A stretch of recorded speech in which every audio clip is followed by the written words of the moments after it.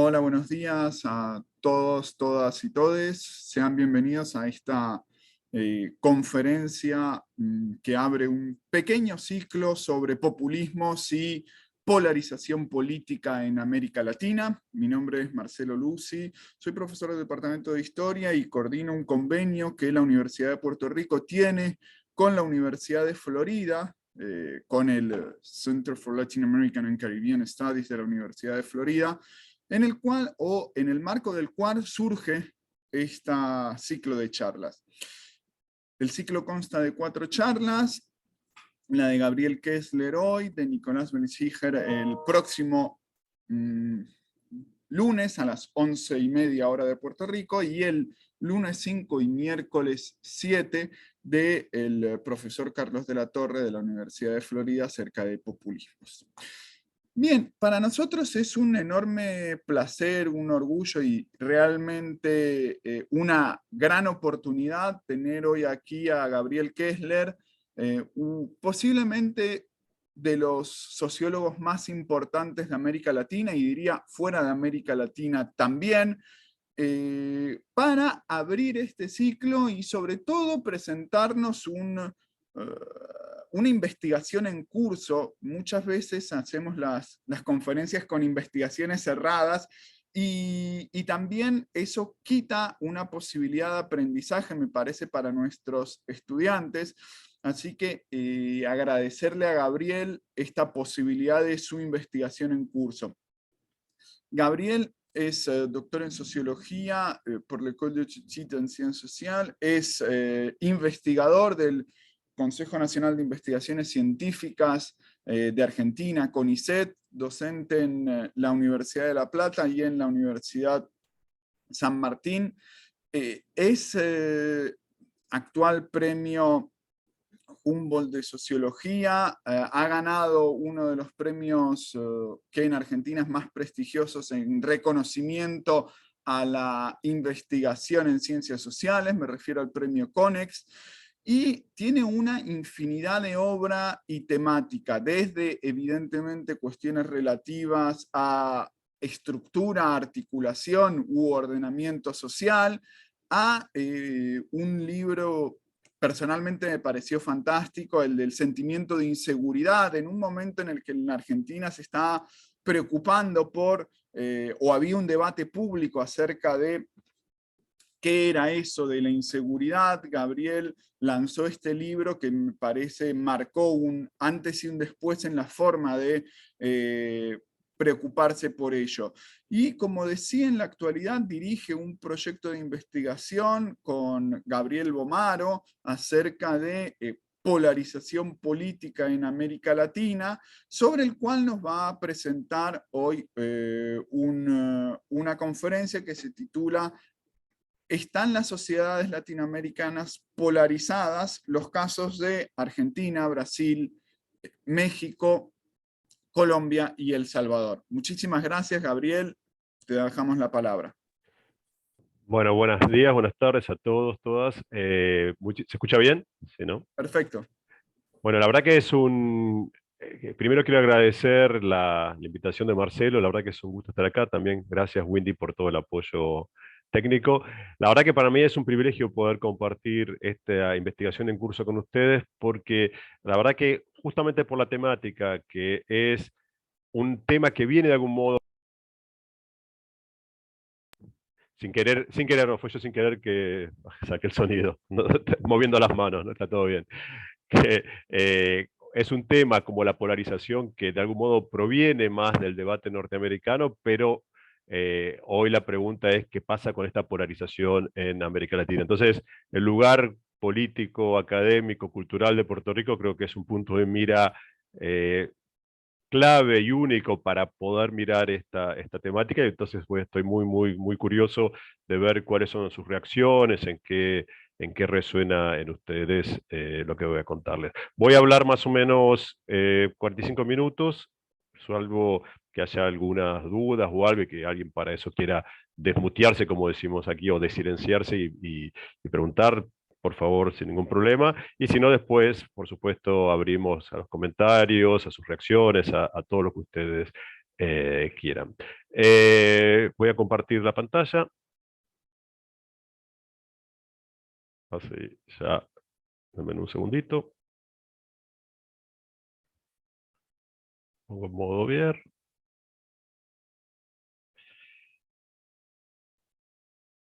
¿Se ve, Marcelo? ¿Se ve así? ¿Se ve bien?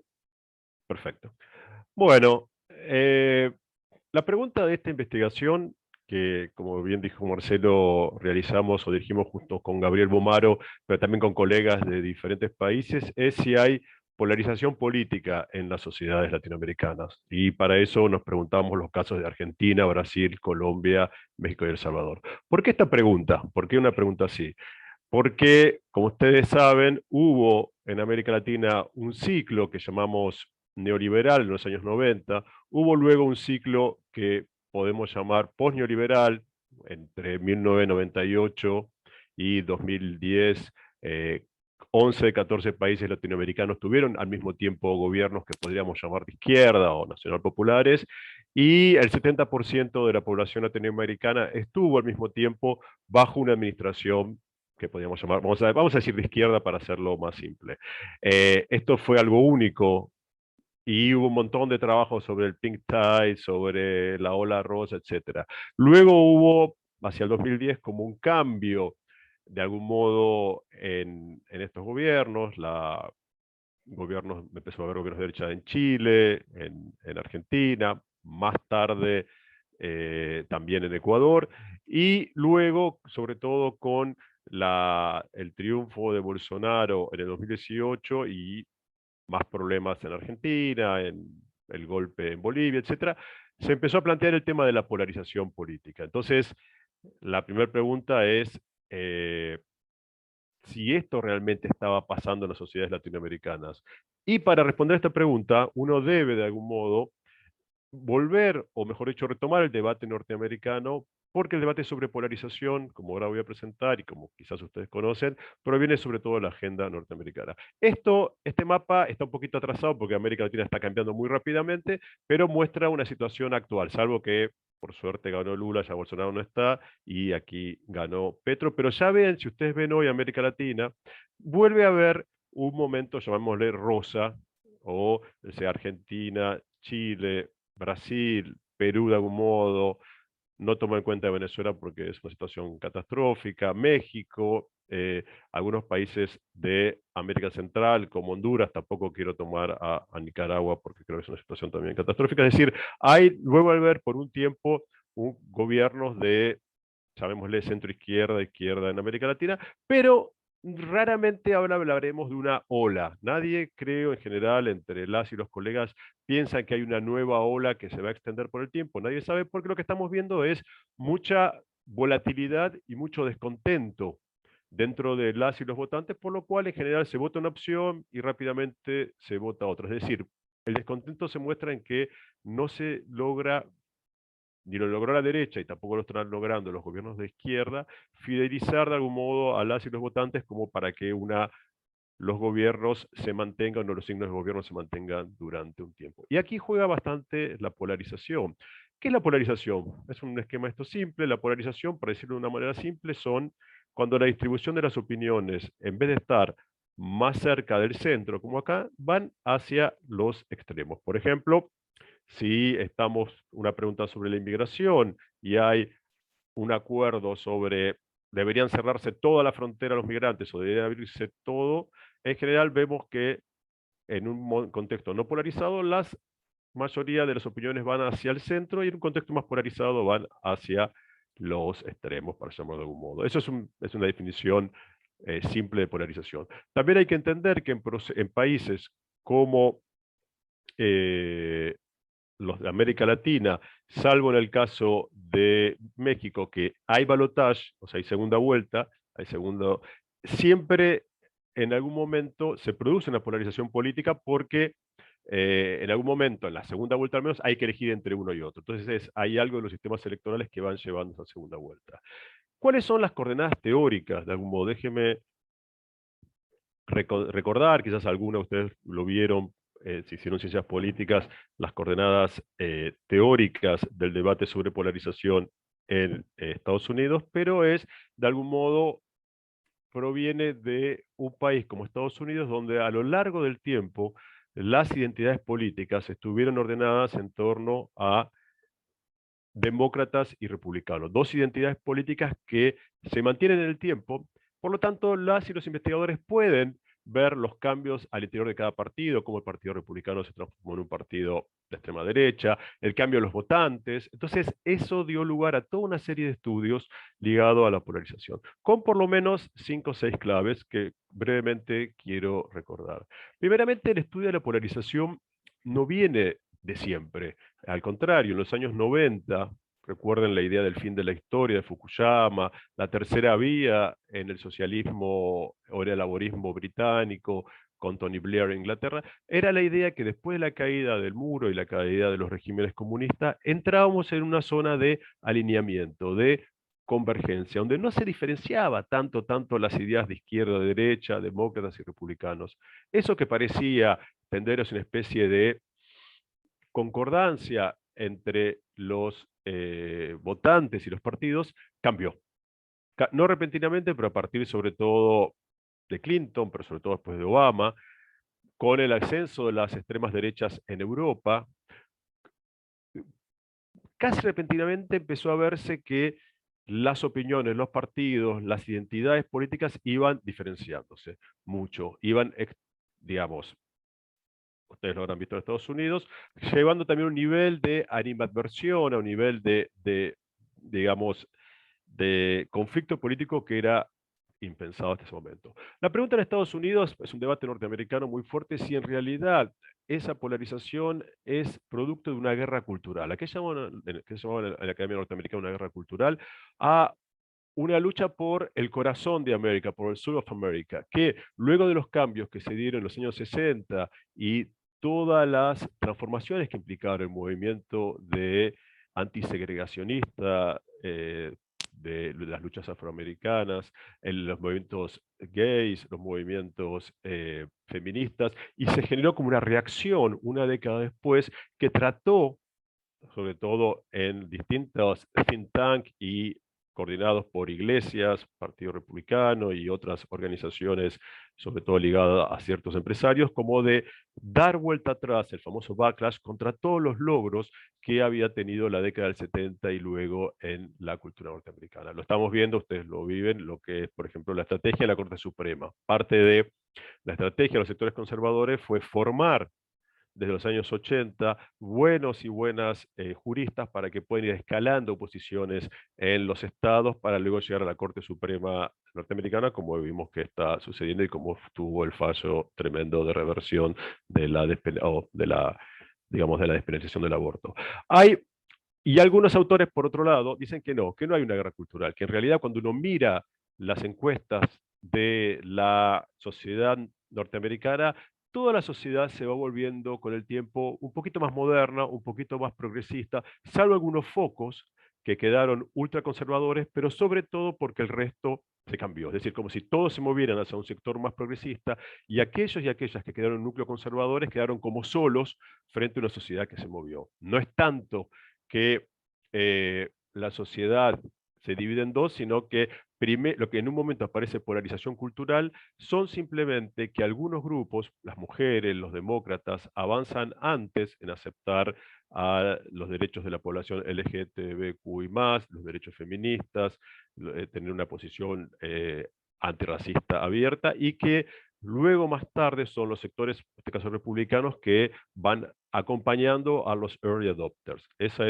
entiende, entonces no es tanto que la sociedad se polariza, sino que hay que mirar un proceso y en un momento los que avanzan primero quedan en una situación de retardo, los que avanzaron menos, pero con el tiempo van acomodándose, salvo un grupo ultraconservador.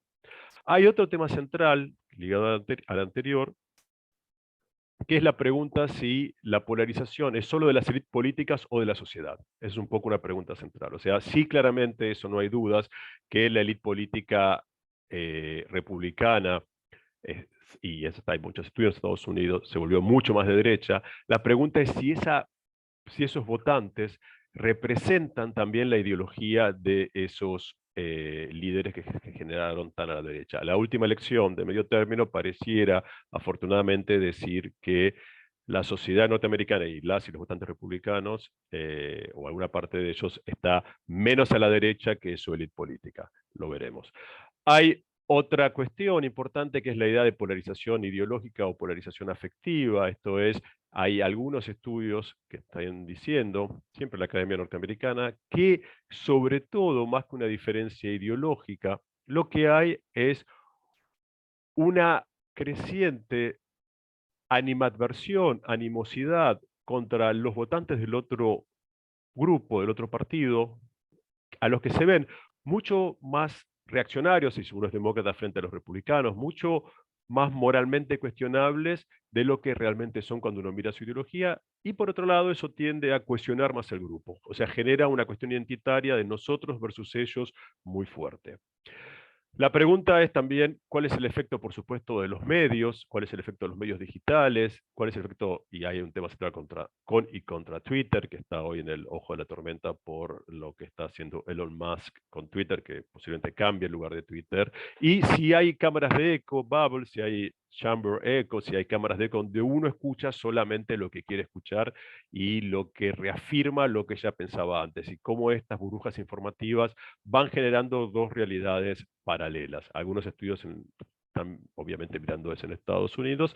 Y por supuesto la gran pregunta es la consecuencia para la democracia. ¿Por qué? Porque hasta... Yo dejé de compartir porque me gusta volver un momento a la conferencia, ahora vuelvo. Me gusta verlos o verlas a los que quieran mostrar la cámara, con todo gusto, así veo algunas caras, pero bueno, eso como decisión de ustedes. Porque en la teoría política clásica, la polarización no era mala, al contrario, los politólogos, las politólogas aprendieron que un contexto o una sociedad polarizada, el ejemplo de Inglaterra, laboristas tenían una agenda pro obrera, pro trabajadores, los conservadores no, y la democracia era justamente, digamos, alternar entre una y otra, de modo tal que, por un lado, se vaya equilibrando la escena política y las leyes, pero también eso generaba interés en las y los votantes, ¿no? Hay interés cuando yo puedo decir, no, esto es diferente de esto, entonces yo tengo interés en votar a este partido. Voto este año a demócratas porque mis candidatos demócratas están por la restitución o por la inclusión en la constitución estatual del derecho al aborto. Entonces, esa polarización puede ser buena para incentivar algo que se genera en la democracia, que es el interés, la vitalidad y la intensidad. Ahora bien, ¿por qué es mala hoy? ¿Por qué estamos preocupadas y preocupados por la polarización? Ustedes lo vieron en Estados Unidos con la toma del Capitolio, nosotros lo vemos con el temor de que Bolsonaro pudiera apelar a los militares, porque hoy la democracia está un poco erosionada, una amenaza en América Latina, yo diría en Estados Unidos, pero eso lo dejo para el debate, también por la polarización, porque puede preferir quien está muy polarizado, y eso es más de la ultraderecha que de la izquierda, o de los demócratas, la ultraderecha puede preferir un golpe, alguna forma de desconocimiento de las reglas democráticas, en vez de aceptar la llegada al poder del otro candidato. Lo vieron ustedes con el triunfo de Biden y el desconocimiento de una parte de los republicanos. Lo vemos en Brasil con todavía está argumentándose que el voto electrónico, que fue totalmente, es uno de los mejores sistemas en Brasil, no garantizó realmente que sea una elección, o sea, que Lula haya ganado, y no es casualidad, y no es una mirada conspiranoica, como decimos en América Latina, pero Steve Bannon, el ideólogo de Trump, también es o uno de los publicistas de Trump, también es el ideólogo de Bolsonaro, o sea, no hay una estrategia similar. Entonces, estamos realmente muy preocupados y preocupados en todo América Latina. Vuelvo a mi pantalla. ¿Voy bien hasta ahora, Marcelo? ¿Voy bien? Estamos Sí, perfecto, perfecto, está perfecto, bien. fantástico, gracias. Entonces, pero, ahí está. Simplemente hay preocupación que la democracia en América Latina está en su nivel histórico más bajo de apoyo, o igual, ojo, el apoyo a la democracia es mayoritario, este 57% es, o sea, solo entre comillas el 43 está, es la pregunta clásica churchilliana, la democracia es, con todos sus problemas, la mejor o forma de gobierno, y hay como un incremento de la población que no está de acuerdo, pero repito, el acuerdo con la democracia sigue siendo mayoritario. Lo nuevo es que los jóvenes, que siempre fueron el bastión de las ideas democráticas, aquí aparecen como los que menos apoyan la democracia, y esto aparece en varios países, sobre todo cuando más abajo es cuando el apoyo a la democracia es menor, o sea, acá se está mirando. En América Central, en Perú, en algunos países, está casi en la mitad de la población que dice, bueno, no sé si es el mejor sistema. Y eso obviamente es preocupante. Vamos a ir a la investigación. Nuestra investigación con Gabriel Omaro consistió sobre todo en varias líneas metodológicas. Hay una línea metodológica que es mirar las encuestas de los países que estudiamos: Argentina, Brasil, Colombia, México y El Salvador. Estos 4 primeros países en conjunto recogen ya, reúnen el 70%, casi el 80% de la población latinoamericana. El Salvador nos interesó porque nos interesa mucho América Central, porque a veces es como un laboratorio de algunas cosas que luego pasan en el resto de América Latina, y el proceso salvadoreño muy particular. En ese trabajo, por un lado, utilizamos métodos mixtos. Por un lado, eh, recogimos las encuestas, sobre todo Latinobarómetro, la POP, el World Value Survey, para mirar qué pasó en los últimos 30 años con la polarización, mirarlo como un proceso y no solo como una fotografía. Luego hicimos en cada uno de estos países 16 grupos focales, donde teníamos votantes, supónganse en Brasil, de Bolsonaro y anti-Bolsonaro. Dividíamos entre los grupos más opuestos y con distintos cortes de edad, clase, sexo, y también en cada país elegimos la ciudad más importante, la capital, salvo Sao Paulo, que es la ciudad más importante, pero no la capital, y 2 regiones conservadoras de cada país, porque siempre las capitales tienden, como lo mismo que está pasando en Estados Unidos, que las ciudades grandes son las más progresistas, de algún modo, aunque algunas en América Latina están gobernadas por la derecha, pero igual son más liberales, y elegimos 2 zonas conservadoras en cada país, que con nuestros colegas de cada país decidimos, como para tener 2 miradas sobre el conservadurismo de cada país, por ejemplo, para que estén más familiarizados con el caso brasilero. En Brasil, además de Río y San Pablo, estudiamos el interior del estado de San Pablo, que es casi como California para ustedes, o para Estados Unidos, el estado más fuerte, con casi 40 millones de habitantes, que a pesar de que ser moderno económicamente, fue una base del bolsonarismo. Y también el sur, Florianópolis, el sur de Brasil, Río Grande do Sul, Santa Catarina, Paraná, esas ciudades que fueron muchas veces gobernadas por la izquierda, hoy son las que le dieron a Bolsonaro casi el 70% de los votos. Eh, Luego de esos grupos focales, también trabajamos con informáticos que han desarrollado un método para medir la polarización en las discusiones. Entonces, teníamos los debates, teníamos los grupos focales, los analizamos con Atlas-T, con análisis cualitativo, pero también unos dispositivos informáticos desarrollados por informáticos de distintos países, pero con un equipo argentino. Medíamos también qué estaba polarizado en cada país, qué tema y por qué, en algunos países por clases, por sexo, etc. Lo que voy a presentar entonces son algunas cuestiones, primero del análisis más cuantitativo que pasó en los últimos 30 años, y luego algunas cuestiones de los grupos focales, como para luego abrir la discusión.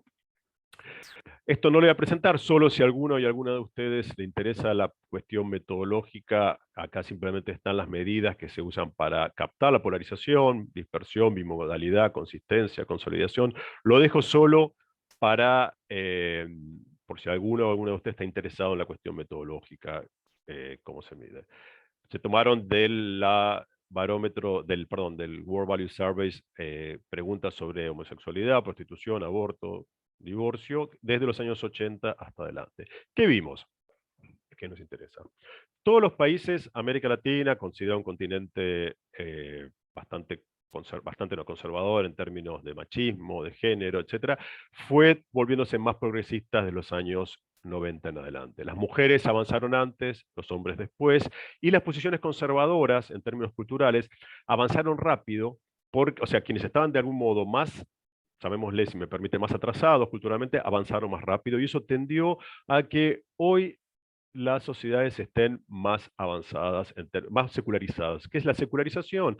Es un proceso, es un término sociológico que quizás ustedes conocen, es un proceso por el cual los juicios se alejan de los valores propuestos por la religión y permiten que cada uno y cada una lleve su vida de acuerdo a su propia decisión moral, o sea, que permiten que cada uno haga con su sexualidad, con su cuerpo, con sus orientaciones, lo que quiera. El país que menos avanzó, entre comillas, fue Colombia, Argentina un poco más. Y lo más interesante, este es el punto que quiero ir, es un poco lo que contaba que había pasado en Estados Unidos. Todos avanzaron, aparece un grupo en cada país de opiniones más conservadoras, pero sobre todo porque el resto avanzó. ¿Se entiende? No es tanto porque se hayan vuelto más reaccionarios de lo que eran, sino porque la sociedad se corrió y aquellos y aquellas conservadores quedaron en lugares extraños. Para que tengan una idea, algo muy sorprendente, por ejemplo, todavía había un 20% de las encuestas de población que no estaba de acuerdo con el divorcio, lo cual es delirante porque el divorcio es algo que es del siglo. Pero eso muestra cómo hay núcleos conservadores que mantienen valores. No quiere decir que esas personas van a manifestarse en la calle contra el divorcio, no tendrían, creo que, mucha constituencia, pero en sus propios valores, aunque no lo expresen políticamente, digo, es un número para tener en cuenta. Entonces acá vemos un corrimiento hacia un sector más progresista y una tendencia a la polarización con quienes quedaron más si me permiten, retrasados o atrasados culturalmente. Más conservadores, va. ¿Qué pasa con la otra? Nosotros, en general, polarización, perdón, eso lo tendría que haber dicho antes, se mide mirando qué pasa en cuestiones culturales, género, población LGTBQI+, cuestiones étnicas, y el otro eje es el eje distributivo. ¿Qué pensamos sobre la igualdad? ¿Qué pensamos sobre el rol del Estado? Si queremos propiedad privada de empresas o propiedad estatal. Si el gobierno debe asumir responsabilidades para asegurar políticas sociales para todo el mundo o no, cada uno es responsable. Eso es de algún modo el otro eje que llamamos económico distributivo. Diríamos un eje más igualitarista y un eje menos igualitarista. ¿Qué vemos en América Latina? Acá el movimiento es distinto. Así como en América Latina veíamos en un principio una tendencia hacia una dirección de modernización, aquí vemos que efectivamente hay un desplazamiento general hacia posiciones un poco más igualitaristas y pro Estado. Cuando digo pro Estado, ustedes recuerden que los que no están tan familiarizados con la política latinoamericana, en la década neoliberal, en los 90, hubo una privatización generalizada de las empresas públicas, los servicios de agua, luz, electricidad, en algunos lugares los servicios de salud, y eso, que fue apoyado en los 90 por parte de la población, luego generó, por los costos que tuvo, por el nivel de exclusión que generó, un rechazo bastante generalizado de la gestión privada de empresas en la mayoría de los países. Entonces, los latinoamericanos y las latinoamericanas siguen no prefiriendo la gestión privada de empresas y que estén a manos del Estado porque aparecen como algo más eh, igualitarista. Pero entonces, en este caso, lo que se ve es que hay más diferencias entre países y sobre todo, y eso es lo más importante, aquí no se puede marcar claramente de una tendencia tan clara como lo anterior, sino si bien hay un corrimiento generalizado, pero todo el tiempo se mantuvo una especie de polarización o dos grupos entre más proigualitaristas y más proestatistas. Entonces, así como lo otro, la sociedad se va corriendo en general hacia un polo de secularización, hay una tendencia, acá la polarización de algún modo entre más igualitaristas y menos igualitaristas, o entre izquierda y derecha, para decirlo de algún modo, estuvo desde el principio. ¿Se entiende? Acá no hay un cambio claramente. Entonces, lo que uno puede, digamos, concluir posiblemente es que muy posiblemente, si bien hay un debate sobre esto en América Latina, la lucha va a ser sobre todo por el eje económico distributivo. Y si bien hay backlash en términos de género, en términos de digamos, culturales, pero de algún modo el apoyo de la población, y sobre todo cuando más joven es la población, va a acompañar los procesos de secularización, de avance de derechos LGTB, avance de derechos feministas, pero no sabemos tanto qué pasará con el eje económico distributivo, como vamos a presentar ahora en la parte más cualitativa. Esto sería como mi primera parte. ¿Hay alguna pregunta hasta acá? ¿Hay algo solo porque ahora voy a entrar en algunos resultados de los grupos focales como para que podamos charlar? Si alguien tiene alguna duda, como para no arrastrar dudas a la parte que viene, si no, sigo. Si hay alguna pregunta, me dicen. Si alguien, como dice Gabriel, tiene alguna cuestión de esta parte más, digamos, procedimental de presentación general del proyecto y de los resultados para ir a los casos más específicos. Y si no, evidentemente después tenemos tiempo Sí, también sí, para el sí. debate y para los comentarios. Perfecto. Perfecto. Todo lo seguimos.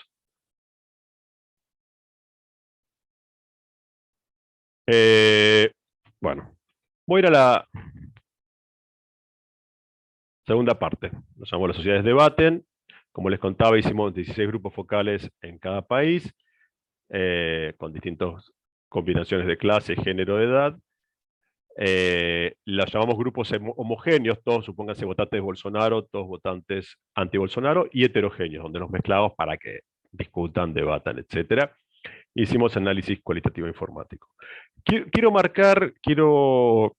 hablar a ver, acá tengo unos 20 minutos más, marcar algunas cuestiones para después llevar adelante la conversación y la conversación trae otros temas. ¿Qué es la cosa más importante?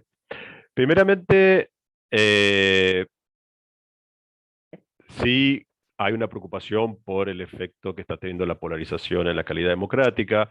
Lo que estamos viendo son dos cuestiones importantes, que es quienes entran en la política más jóvenes, o sea, los jóvenes que entran en la política ya entran en general, cuando más joven más se entra en una posición polarizada y eso genera cierta entrada más conflictiva frente a la mirada respecto al otro. O sea, se entra en la política con animadversión, se entra porque odio a Bolsonaro, o porque odio a Lula, o porque odio a Cristina. Entonces, eso hace que haya más polarización afectiva. Odio, o estoy, digamos, no sé si la palabra sería odio, pero tengo un nivel de polarización afectiva que puede ser complicado. Y lo más interesante, los dos procesos más interesantes son, por un lado, América Latina conoció desde 1970 una increíble expansión de la población universitaria. Para que tengan una idea, en 1970 había 1.600.000 de latinoamericanas y latinoamericanos en las universidades, ahora estamos llegando a 22 millones. O sea, el nivel de esa expansión es comparable al proceso de migración rural-urbana que transformó las sociedades latinoamericanas desde 1950. ¿Cuál es la...? Ustedes miran, bueno, ¿y esto qué tiene que ver? Esto tiene que ver que en general la entrada a la universidad, sobre todo de gente que no es de la élite, que es de clases medias bajas, por la expansión de la oferta universitaria, va cambiando el nivel de compromiso, el nivel de socialización política y el nivel también de aumento de expectativas de las juventudes. Y gran parte de las luchas que se vieron en América Latina, las luchas progresistas, las manifestaciones en Chile en el 2019, las manifestaciones, o 2018, las manifestaciones en Colombia, las luchas feministas, las luchas de los grupos LGTB, las luchas de grupos indígenas y afro-latinoamericanos que tuvieron acceso a la universidad, están de algún modo, no digo regidas, pero no se explican sin entender esta enorme movilización, expansión que generó la expansión universitaria actual. Y lo raro para nosotros en América Latina, y es un poco menos en Estados Unidos por lo que vimos con algunos libros como el Kill the Normie sobre las minorías activas en Internet pro-Trump, para nosotros y nosotras la socialización política era por izquierda, porque teníamos una tradición en la derecha muy vinculada, o por lo menos que asociamos a las dictaduras militares, etc. Y estamos viendo primeras generaciones en todos los países que se socializan por derecha. Políticamente me refiero, ¿no? Que su entrada a la política son generaciones, derecha no quiere decir ultraderecha, no estoy, sino que, pero nos es raro ver movilizaciones de gente de clase media, media baja, mujeres, socializados por la derecha y en algunos casos extrema derecha, influencers de derecha en América Latina, y eso, sin lugar a dudas, tiene que ver con distintos procesos, sobre todo con dos. En Argentina y Brasil, la izquierda fue establishment, fue la política durante 2 décadas, entonces es como, yo diría, esperable que parte de la reacción venga por derecha, como una crítica anti-establishment, y también para estas nuevas generaciones, las dictaduras militares no tienen nada que ver con ellos. Ellos nacieron ya a lo mejor 25 años después. Entonces no hay ni siquiera una filiación que podría ser más culposa en América Latina previamente. Nadie se quería llamar de derecha en América Latina, porque derecha sonaba a dictadura. Entonces ahí hay un cambio de tanto sociales como políticos, como generacionales, que está produciendo algo diferente en la región. La pregunta, recuerden que una de las preguntas que teníamos en América Latina era, una de las preguntas que teníamos en América Latina es que, perdón, en Estados Unidos si era por si estaba solamente las élites polarizadas o también la sociedad. Lo que nosotros vemos es que en el caso de Brasil y Argentina está polarizado tanto la sociedad como la élite. La élite política en ambos países está polarizada, kirchnerismo versus antikirchnerismo, peronismo, antiperonismo, Brasil, PT versus anti-PT, pero las sociedades también. Cuando vamos a los grupos focales, efectivamente hay una animadversión entre los votantes de uno y otro país, de uno y otro candidato. Sin embargo, por ejemplo, en el caso, ahora voy a ver en el caso de México y El Salvador y Colombia, de algún modo, las sociedades están menos polarizadas en sí mismas. Uno no ve que hay muchas diferencias entre ellos, ni que haya animadversión entre votantes de uno y otro, pero sí, en el caso, por ejemplo, de Colombia, hay un sentimiento fuerte anti-élite, están hartos de las élites, dicen nosotros nunca gobernamos, cuando la gente de clases bajas, siempre todos los que gobernaron fueron ricos, los ricos son los políticos, todo lo que hacen es para ellos, la idea de ricos y políticos como lo mismo, y en el caso de México y El Salvador se ve sobre todo que el presidente en un caso, AMLO, López Obrador, y en el otro caso, de El Salvador, Bukele, traccionan la sociedad, generan hacia abajo una polarización diciendo o estás conmigo o estás contra mí. Entonces, la sensación es que de la percepción de los grupos focales es que en ambos casos, México y El Salvador, se estaba generando una polarización generada desde arriba. Por supuesto, no sabemos qué va a pasar con esto, pero justo que estábamos hablando al principio, Marcelo, de un ciclo sobre populismo, como si los líderes en ambos países, aunque sean diferentes, por supuesto, en sus políticas, utilizaran este como principio de los líderes populistas, que es dividir entre nosotros y ellos, entre pueblo y antipueblo. Entonces, son como procesos que se están dando diferentes. ¿Cuál es la diferencia? Para mí, como para seguir esto. Uno puede pensar, ¿por qué esta diferencia? Uno puede pensar que en el caso de Brasil y Argentina hubo, como les decía, 2 décadas de gobiernos de izquierda. Entonces, en esos países, la agenda cultural, la agenda de derechos LGTB, derechos feministas, derechos de población trans, la toma el Estado. El Estado estataliza la agenda cultural, la hace agenda propia, hace sus medidas, hace alianza con los sectores, los movimientos sociales feministas, LGTB, y entonces hay una como coalición entre partidos, movimientos y gobiernos progresistas. En ese sentido, en ese caso, tanto en el caso de Brasil y Argentina, lo que nosotros vimos, recuerdo que nosotros analizamos votantes, no militantes. Para votantes de derecha, repito, no necesariamente de extrema derecha, lo que nosotros vemos es sobre todo una controversia sobre el control de la agenda.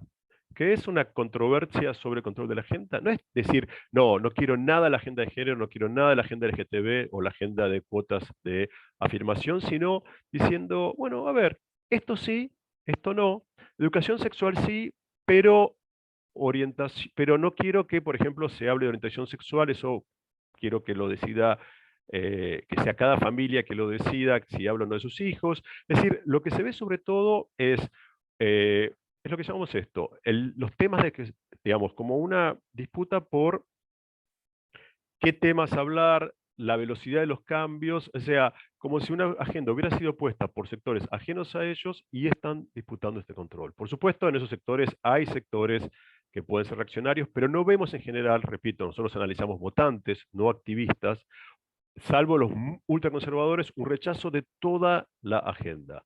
Voy a volver. En general, lo que nosotros vemos es que hay como lo que llamamos ahí relación selectiva con diferentes issues, así lo llamamos con Gabriel, o sea, una cuestión sí y otra no. Por ejemplo, mucha gente era antiaborto, pero pro adopción de parejas gay. En general, para nuestra sorpresa, la aceptación de la adopción por parte de parejas gay era muy fuerte, aún en votantes de derecha. Por ejemplo, algunas cosas decían que las mujeres lo aborten, que esos hijos lo adopte una pareja gay. Con el framing del amor y de la familia había una sorprendente aceptación, repito, en sectores insospechadamente, para nosotros insospechados, de la cuestión gay, perdón, de la adopción gay, no, el matrimonio en general estaba en gran parte aceptado, y lo que vemos es que hay como una combinación de issues de diferentes agendas. Por ejemplo, la derecha critica a los movimientos de género porque se aprovechan del Estado, como que cruzan la agenda distributiva con la de derechos. Hay, por ejemplo, no, yo estoy a favor de los derechos de las mujeres, pero las feministas a veces se pasan con su ruptura del orden, entonces se entiende como unas críticas cruzadas. Y la corrupción, que es un tema, como ustedes, lamentablemente central en los gobiernos, digo lamentablemente porque fue un tema muy fuerte en los gobiernos, en casi todos los gobiernos de América Latina, pero por lo menos en el caso de Argentina y Brasil, también la izquierda tuvo una responsabilidad muy fuerte, y la corrupción funciona como una articulación de crítica a la izquierda. ¿Se entiende? Por ejemplo, en realidad ¿para qué van a cobrar más impuestos si después se lo roban? O una crítica a los planes sociales, a las ayudas sociales, porque está como teñido de algún tipo de corrupción en la entrega. Es decir, la corrupción tuvo un efecto de algún modo demoledor en la articulación de distintas críticas a las políticas de izquierda. ¿Qué podemos decir si uno lo ve en el debate norteamericano? ¿Recuerdan? Hay un concepto que quizás conocen que es sorting, que nunca lo podemos traducir bien en español, que lo que dice en el debate sobre polarización de Estados Unidos, que en realidad la sociedad norteamericana no se volvió más reaccionaria, simplemente se reordenó. O sea, en una época había los demócratas del sur, perdón, sí, los demócratas del sur, que eran un poco más conservadores, y esos demócratas del sur, cuando la agenda demócrata se hizo más progénero, más proinmigratoria, se transformaron en republicanos, y había algunos republicanos más liberales que cuando los republicanos se volvieron más ultraconservadores, se volvieron demócratas. Entonces, no es tanto que se hubiera eh, modificado en su conjunto los valores de la sociedad norteamericana, sino que se reordenaron. Entonces cada grupo se hizo más homogéneo. Eso es un sorting. El sorting también fue territorial, por eso se ve cada vez, no solamente la gran clásica diferencia entre ciudades y áreas urbanas en términos de voto, sino también cada vez más se vio en las últimas elecciones chiquitito. Un condado republicano, el condado de al lado más demócrata, y eso entonces, ese reordenamiento, en el caso de Brasil y Argentina, posiblemente pasó. O sea, el hecho que hayamos tenido gobiernos de izquierda hizo que la agenda cultural y la agenda distributiva, es decir, quienes eran progresistas culturalmente y progresistas socialmente, se transformaron en votantes del PT, en el caso brasilero y en el caso kirchnerismo, en el caso argentino, el kirchnerismo. ¿A qué me refiero esto? Porque lo que uno ve en Argentina y Brasil, que no ve en Colombia, es que hay bastante más homogeneidad en los votantes de los sectores progresistas en Argentina y Brasil, en cuanto somos progresistas en términos culturales y progresistas en términos económicos. Y esas dos agendas van juntas. En el caso de Colombia y México no. Sorprendentemente, muchos votantes de Petro en Colombia y votantes de López Obrador pueden ser conservadores en términos culturales. Y eso a nosotros nos sorprendió. ¿Por qué? Porque el progresismo cultural está menos alineado con el voto. No hay una tradición de gobiernos de izquierda que hayan eh, construido una agenda pública de, digamos, una agenda pública del Estado con la que se identifiquen sus votantes, sino que quedaron sectores conservadores y además, sobre todo, ambos líderes, ahora Petro evolucionó un poco, pero eran conservadores ellos, López Obrador es muy conservador socialmente. Entonces, lo que es interesante ahí es que el voto es menos consistente entre la agenda cultural y la agenda económica. Nosotros vemos que los votantes, digamos, del PT o de Lula en Brasil y los del kirchnerismo o del Frente de Todos en Argentina, somos bastante homogéneos. Somos progresistas en lo cultural, tenemos opiniones bastante parecidas en el foco progresista en ambos países. En Colombia y México es más complejado, hay más variaciones, ¿sí? Y también una cosa que se advierte, el hecho que no haya habido un establishment de gobiernos de izquierda, hace que muchas veces, por ejemplo, aún en sectores pobres, se considera que medidas públicas, por ejemplo, los impuestos, cuando apuntamos más impuestos, dicen no, más impuestos no, porque cuando hay más impuestos siempre terminamos pagando a los más pobres, o los impuestos siempre se trasladan a los precios. Entonces la idea es que toda medida que tome el Estado, como el Estado estuvo siempre captado por las élites, va a favorecer a la élite. Como diríamos en un país que siempre hace metáforas futbolísticas como la Argentina, la cancha está inclinada a favor de los ricos. Como que la cancha, ¿se entiende? El campo de juego, siempre está inclinado, la pelota siempre, como ya viene inclinada, aunque pongas un impuesto acá, va a ir a favorecer a los más ricos. Entonces, es muy interesante el efecto que tiene 2 décadas de establishment de izquierda, tanto por lo que genera como polarización, como por lo que genera de alineación entre los sectores progresistas, digamos, es muy diferente. La cuestión, y aquí con esto voy casi terminando, que una de las cuestiones más interesantes que vemos en nuestro trabajo es que así como decía que los votantes de izquierda son más homogéneos, los votantes de derecha son cada vez más heterogéneos. Y ahí hay una cuestión muy interesante que ha pasado en América Latina, que es, tradicionalmente había lo que podíamos llamar un síndrome conservador moral y económico.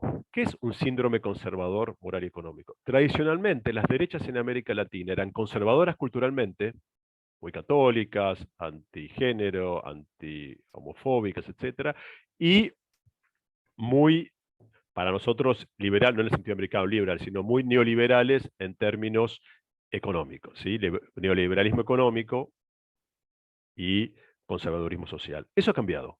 Como yo les decía, eso es producto de esa secularización que la sociedad se ha vuelto más moderna en su mayoría y sobre todo las nuevas generaciones, que temáticas como el ambiente están cruzando a distintas agendas.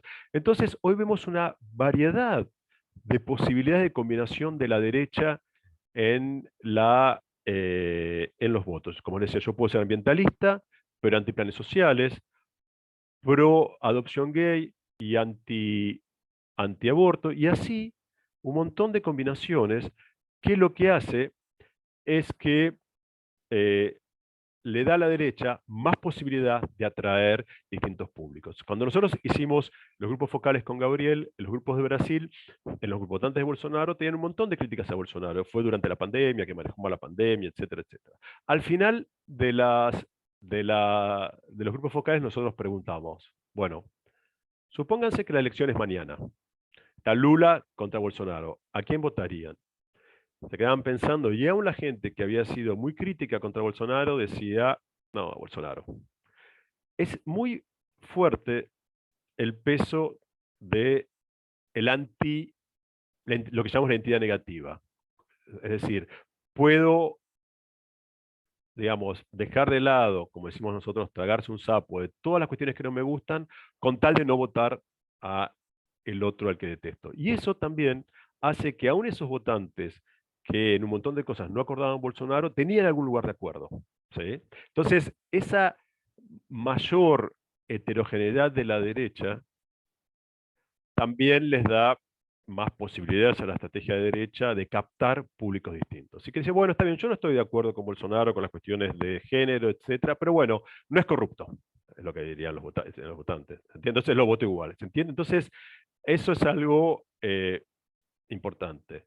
Y en el sector progresista, en el sector, llamémosle hoy, en los sectores, hoy el tema central es, no digo una grieta, pero una pequeña fisura en torno a la cuestión ambiental. Si ustedes ven el campo progresista en, en, en todo el mundo, pero sobre todo en América Latina, donde tenemos una gran dependencia de los recursos naturales, sobre todo de los agronegocios y de la minería, y la verdad que nuestras únicas, yo diría, nuestras fuentes de divisas son esas, hay una fisura que va creciendo, en algunos países más fuerte que otras, sobre qué hacer con la cuestión ambiental. Los más desarrollistas, los que apuestan siempre dentro del campo progresista, al desarrollo económico, están diciendo, bueno, necesitamos divisas, y el campo más ambientalista dicen no a cualquier costo. Y eso ya en algunos países como Ecuador generó, por ejemplo, no fue solo esa la razón, pero parte de la pérdida, digamos, de lo que posibilitó que haya ganado Lasso las elecciones anteriores, fue que una parte de sectores indígenas, por alguno de estos temas, no apoyó a la votantes más, digamos, a la opción que venía del correísmo. Entonces, ahí hay un tema como que es interesante que está pasando claramente en nuestros sectores. Unos minutos más y termino. Ahí está. La polarización, como le decía, afectiva es recíproca, el otro es visto como, digo, todos creen que el otro es el que... Eso es muy interesante. Nosotros pensamos siempre que la ultraderecha escucha fake news. Ellos piensan que nosotros escuchamos fake news.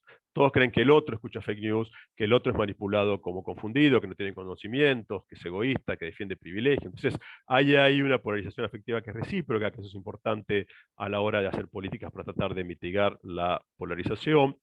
Hay también, con esto termino, una polarización en los medios y en la sociedad. Y miren, voy a dar ejemplo de un trabajo de un colega, Pablo Ortellado, con el que trabajamos en Brasil. Esto es Brasil. Miren lo rápido, el proceso brasileño es muy interesante, como estos son las afinidades de las páginas que las personas, está hecho con unas aplicaciones que permiten ver qué páginas, qué noticias se comparten, como para armar polos de afinidad política. Lo que les quiero mostrar es lo rápido cómo se generó la polarización en Brasil rápidamente y el lugar que tiene la corrupción ahí, como para entender la importancia de la corrupción en el debate. Estamos en 2013, lo que estamos marcando acá son las páginas más de izquierda y las más de derecha, las que están de este lado, acá está más izquierda, derecha, lo que está arriba son las páginas más ligadas a los partidos políticos, abajo los sitios más ligados a la sociedad civil. Lo que se veía en 2013 era un esquema que todavía no es polarizado, donde estaba acá los partidos y las páginas y los, digamos, y los influencers de izquierda, los movimientos ambientales acá, ¿sí? Los movimientos feministas, afro-brasileros e indigenistas, y la corrupción, los movimientos anticorrupción, como haciendo de algún modo un vínculo entre los movimientos más identitarios y los movimientos que se preocupaban por la justicia criminal, pero más hacia la derecha. ¿No? La corrupción estaba acá, estaba en una zona de la gente más legalista, pero no estaba claramente en una zona de la derecha. Acá estaban los políticos de derecha, pero estaban como haciendo una especie de zona de contacto entre el polo más de izquierda y el polo más de derecha. En 2013 comienza una serie de movilizaciones, comienza el Lavallato, el Mensalao, todo el proceso que fue más largo, que termina con la destitución totalmente fraudulenta de un modo de Dilma Rousseff. Vienen ya 2016. Ya el país es otro, de hecho nuestro colega tuvo que cambiar la escala, acá ya es un esquema que se puede llamar polarizado.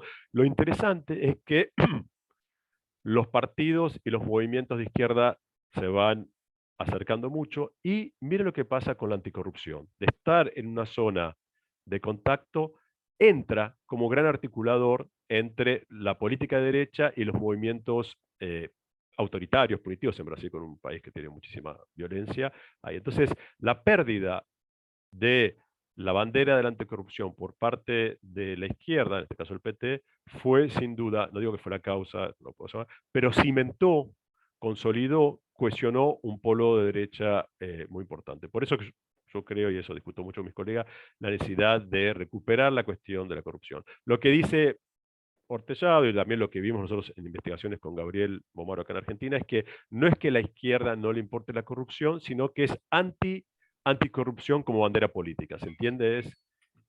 Ahí me está poniendo me había puesto el countdown para terminar, entonces voy terminando. Simplemente es esto un llamado para la importancia que tiene el tema corrupción en América Latina. Miren, 2018, ya es otro mundo y ya las distancias son abismales. Para brevemente... no, me parece que voy a terminar aquí para dar lugar a conversar con ustedes. Bueno, muchas gracias, así respeto los 45 minutos y podemos tener tiempo para conversar. Muchísimas gracias, Gabriel. En verdad que la presentación es fascinante desde la perspectiva teórica, metodológica, sobre el proceso de hacer una investigación, que también me parece sumamente relevante, y después, evidentemente, sobre el caso de estudio que a quienes estamos hoy aquí nos parece sumamente fascinante.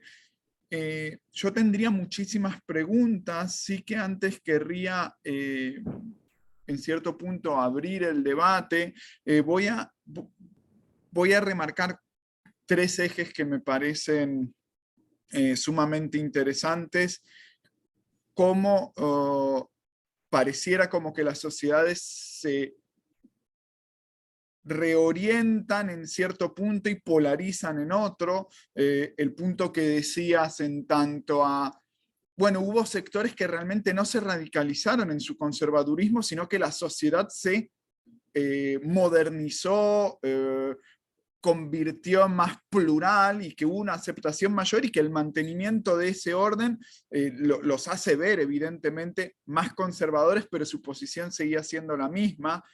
Y esto se vincularía, o desde mi perspectiva lo podemos pensar con ese punto final que traías de la lógica en torno a la heterogeneidad de esa nueva derecha o de esas nuevas derechas más menos radicales, más menos autoritarias que circundan toda nuestra América Latina.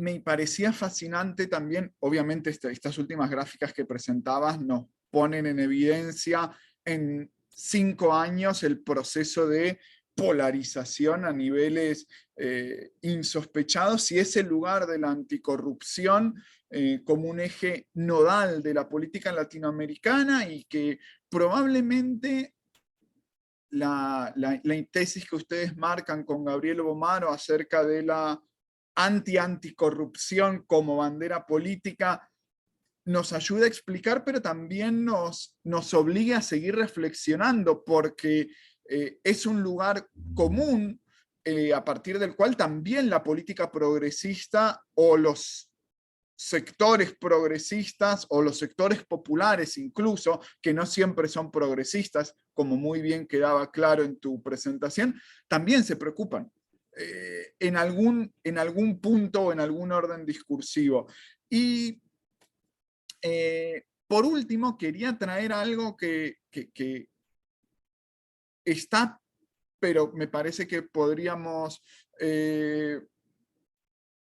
seguir profundizando en una doble vertiente. Primero, el punto redistributivo con respecto a el lugar del Estado, es decir, cómo consideramos que si el Estado en esa política redistributiva y esas distintas visiones posiblemente que existan entre los distintos países que ustedes analizan, y con ello, digo, cerraría el punto de la pandemia, porque hablabas muy claramente de Bolsonaro y toda la crítica de la población brasileña, pero después hay como un cerrar filas, o puede haber otras críticas, pero posiblemente también el caso argentino lo conocemos, hay una crítica durísima a la gestión de Alberto Fernández, me parece en algunos puntos con bastante razón, en otros posiblemente la podremos discutir, las capacidades del presidente creo que ya las hemos hablado en alguna ocasión y son las que son, no la del grupo que lo pueda asesorar, pero ahí tenemos otro lugar que posiblemente ustedes lo hayan podido rastrear mejor, porque me parece que no sé si toda la investigación, pero sí parte está hecha en pandemia, así que si eso también nos pudieras comentar. Pero digo, antes de estos son como ejes que me parecen interesantes para debatir, pero querría, si te parece, Gabriel, que abramos un poco a preguntas, comentarios, inquietudes también. No tienen que ser más allá de eso. Sí, estoy muy curioso. Gracias, me pareció viste, las preguntas centrales, Marcelo, excelente. Ahora voy. Sí, me encantaría escucharlos y si puedo, aunque sea cuando hablan, verlas, porque es más agradable cuando uno ve que no ve Por solo. supuesto, por Así que supuesto. sí, sí. Mm, Eh, sí, hola, sí, ¿me Daniel. escuchas? Hola, saludos. Yo lo que quería hacer una pregunta, un poco añadiendo otro elemento más. Estaba pensando cuando estábamos haciendo las comparaciones, ¿verdad?, con Estados Unidos, que allá uno de los elementos de polarización parecería ser también género, que no sé si han visto los números que fuera de los hombres blancos, cuando entras ¿verdad?, a negros, hispanos, son los hombres quienes votan republicano y muy, muy, muy pocas mujeres. Que, ¿verdad? Eso lo he visto en la noticia que se habla como un elemento de polarización allá, la cuestión de género. ¿Verdad?, me parece interesante si eso también ha surgido en el caso de la polarización en América Latina.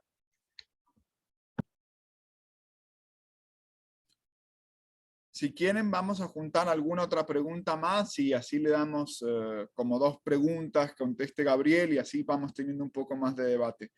Eh, Incluso, si no, también reacciones que tengan, aunque no sea tanto en fórmula de pregunta per se, pero siempre genera diálogo.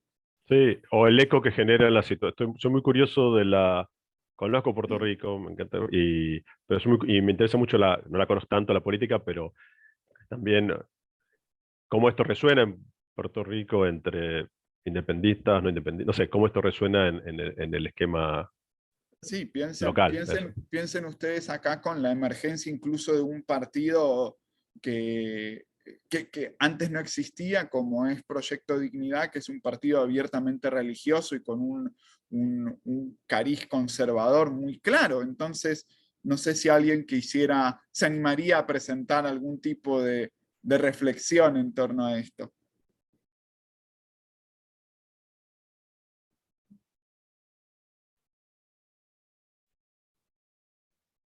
Si no, puedo ir respondiendo y Sí, hacemos una dale, segunda vuelta, vamos así tiempo. como decimos, romper el hielo. Bueno, primero, muchísimas gracias, Marcelo. La verdad que diste el eje en las preguntas más importantes, los ejes. Si me olvidé alguno, pues justo ahí sí el primero era, para ir respondiendo, había la cuestión de la pandemia, de la redistribución, del lugar del Estado, y había un tema más, ¿no? Sí, y bueno, el punto de reordenación. Ah, sí, sí, sí. Pareciera, a ver, y ahí voy también un poco, tomo un poco también la pregunta, creo que fue Daniel, ¿no? El que preguntó antes. Em,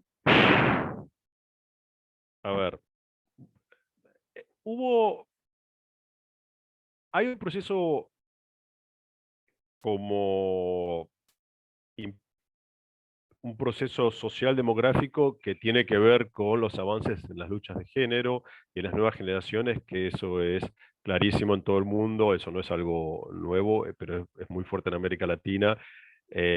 Además, un dato interesante es que hoy en América Latina las mujeres son la mayoría del sistema educativo. O sea, en el sistema educativo, en todos los niveles, las mujeres son mayoría. Es la única región en desarrollo donde las mujeres son mayoría. Y eso obviamente implica un cambio en todo. O sea, yo diría para mí, en mi opinión, y creo que para gran parte de mis colegas, es el movimiento más importante de América Latina de los últimos décadas, la cuestión de género, así.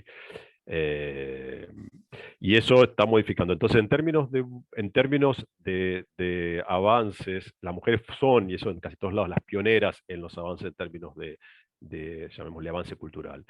Eh, Hoy no se ve tanto, hay mucho interés en eso, que haya un divide tan claro entre izquierda y derecha, entre varones y mujeres, si bien eh, por ejemplo, en el caso de Bolsonaro sí hubo más voto. Los hombres blancos votaron, hombres blancos evangelistas, hombres más blancos, más evangelistas, digo, votaron a Bolsonaro. En general, no todos, es decir, las mujeres votaron más a Lula, los católicos votaron más a Lula, o los no, y los afro votaron más a Lula. Si bien hubo bastante voto afro brasilero a Bolsonaro por la cuestión evangélica. O sea, la religión es una variable ahí como que corta algunas variables un poco más fuertes. Entonces, en ese sentido sí hay como una reorientación, yo creo, en términos de lo que es el universo cultural de América Latina. Con, por supuesto, va a haber backlash coyunturales.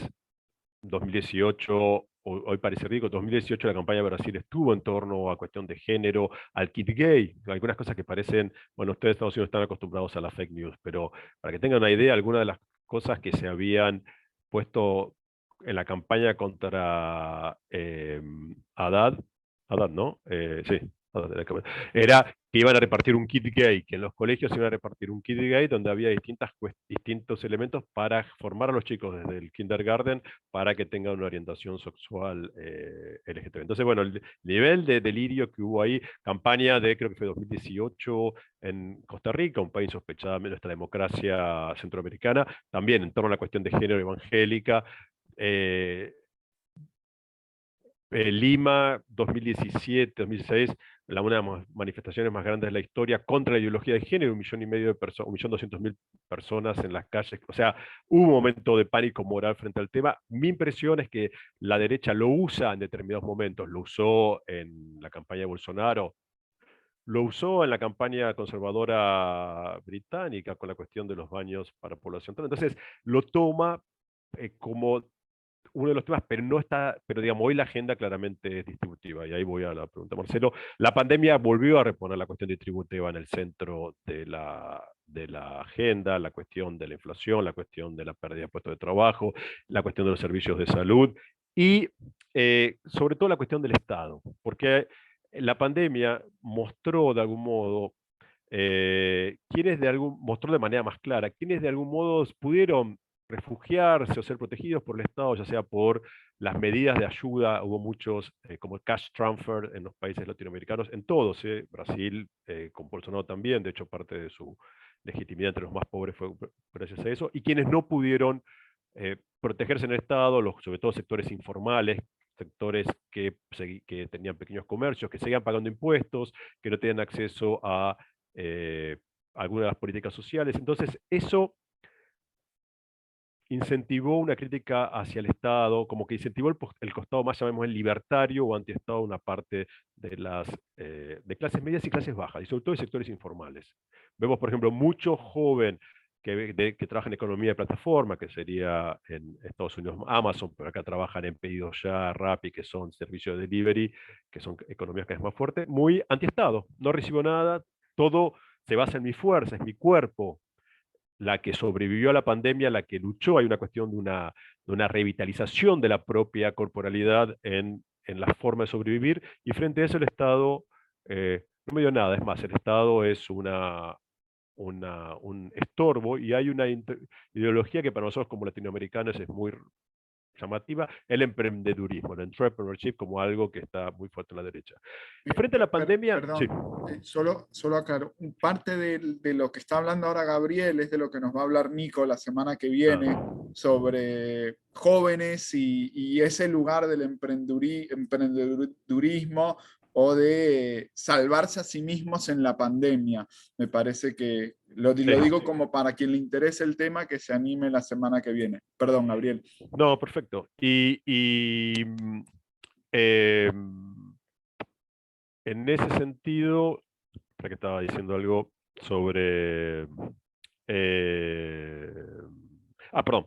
Me preguntaba Marcelo sobre los juicios de la pandemia. Sorprendentemente, los grupos focales fueron 2021-2022, pandemia, y de hecho fueron todos virtuales, salvo algunos en El Salvador, que no lo hicimos nosotros, lo hicieron nuestros colegas en El Salvador. Hicieron algunos también con migrantes salvadoreños en Estados Unidos. Eso lo, El Salvador está muy interesado, obviamente, en la diáspora salvadoreña. Sorprendentemente, o no, a la distancia, las poblaciones latinoamericanas eran más benignas de lo que nos hubiéramos imaginado con sus gobiernos en el uso de la pandemia. No es que en la gestión sanitaria, no es que decían que les fue bien, sino a nadie le fue bien. Si Alemania tuvo tantos muertos, o sea, la idea de que fue algo más fuerte, más grande de lo que cualquier gobierno podía de algún modo, digamos, manejar. Repito, no digo que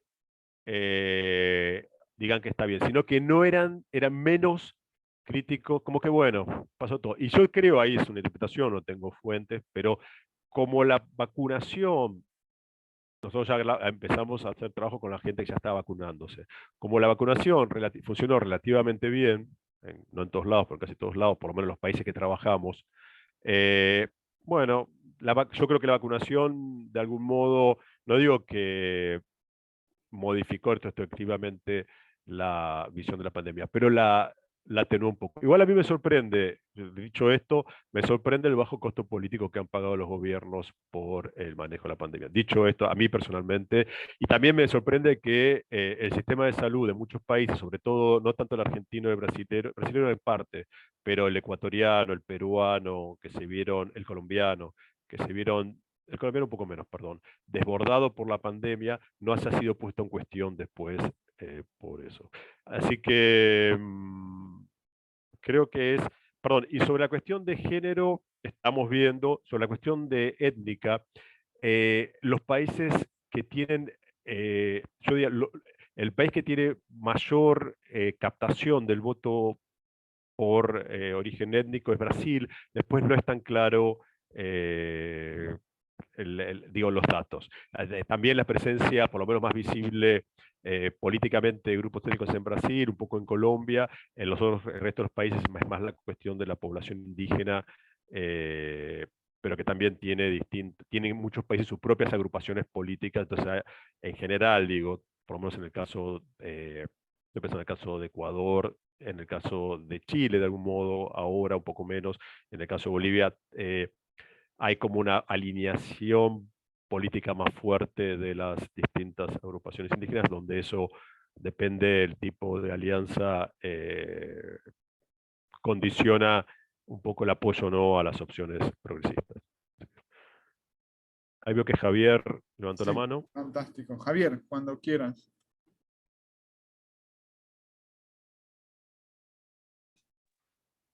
Ahora sí me escucho. Ahorita intenté prender el micrófono y me desconecté. Saludos, buenos días. Mi nombre es Javier Cabán, estudiante del Departamento de Historia. Lo que quería comentar era lo que comentaba el profesor Lucy antes de desconectarme. Al principio de la conferencia vi que presentó una gráfica que presentaba distintos países del Caribe, pero Puerto Rico no estaba. Me parece que era la de la democracia, la gráfica de la democracia. Y quería, pues, tal vez preguntar cómo usted se acercaría al caso de Puerto Rico, tomando en consideración que estamos asociados políticamente a Estados Unidos, pero evidentemente hay un contraste, digamos, étnico. Somos un país caribeño, hispanohablante, multirracial, y donde la cultura política parece ser, en esencia, dos partidos principales de derecha que se contraponen, y la izquierda parece casi una subcultura, y en esa escena pues vienen apareciendo grupos políticos como los que mencionó el profesor Lucy, y a la misma vez otros proyectos políticos de izquierda que tratan de posicionarse como un poder político como Victoria Ciudadana o como otros partidos que le precedieron, que intentaron hacerlo antes de ellos. Básicamente la pregunta es cómo usted se acercaría al caso de Puerto Rico, tomando en consideración nuestra realidad asociada a Estados Unidos, pero que evidentemente tenemos contextos bastante diferentes.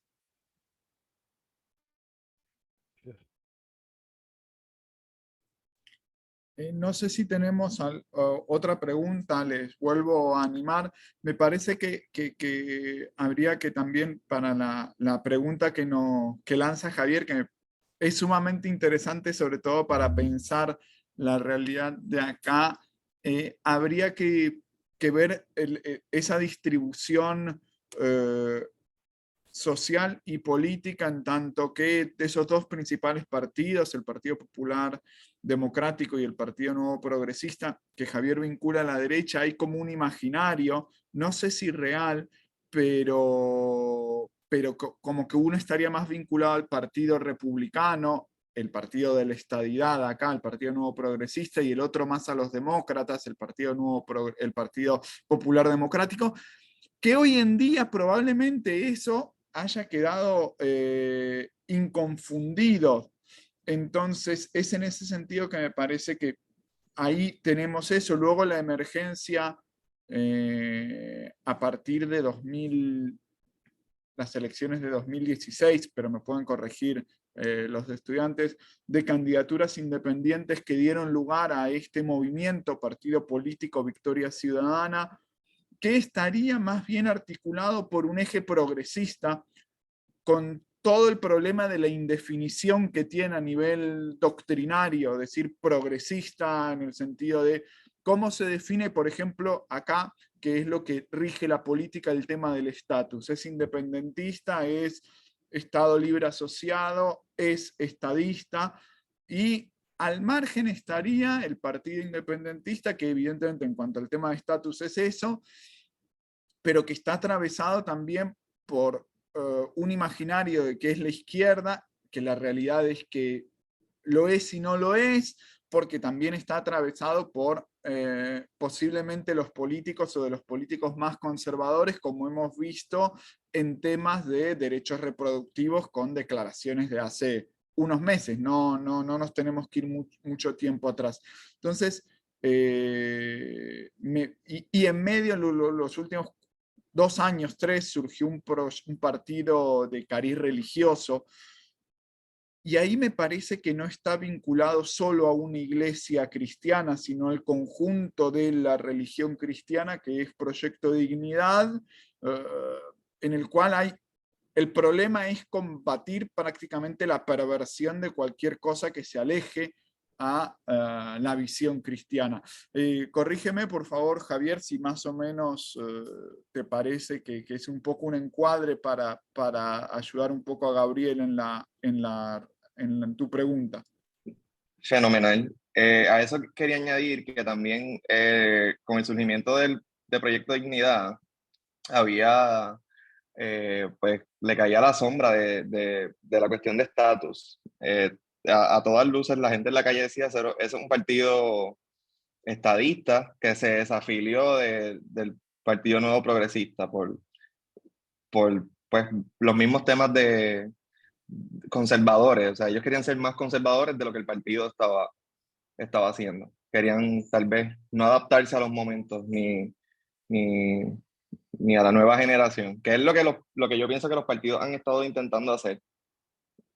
Y en ese intento de adaptarse a la nueva situación generacional de Puerto Rico, han progresado, pero yo pienso que siguen, pues en el contexto de Puerto Rico, siendo un poquito lo más conservador que hay en el panorama político. Aparte de ahora, Proyecto Dignidad. Pero sí, es básicamente todo lo que usted dijo. Perfecto. Gracias. También tenemos, que veo que Gabriel lo ha visto, una pregunta de Yariana Rodríguez por el chat, así que también si no se atreven o prefieren escribirlo, el chat también está disponible. Si te parece, Gabriel, vamos dando Sí. paso, si quieres, primero a cualquiera de las dos y Sí. esperamos más comentarios. Bueno, muchas gracias, Javier. No, por supuesto, no voy a responder porque ustedes saben en realidad Puerto Rico 1000 veces más que yo.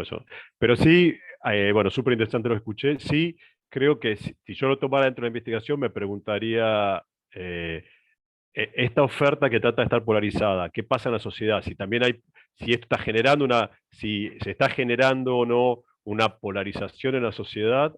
Primero, si había clivajes de polarización sobre la relación con Estados Unidos, asociados, si ya está generándose un nuevo clivaje respecto a estos grupos autoconservadores, o es un intento, como decía Javier, creo, de esta oferta política de oferta, pero no de demanda.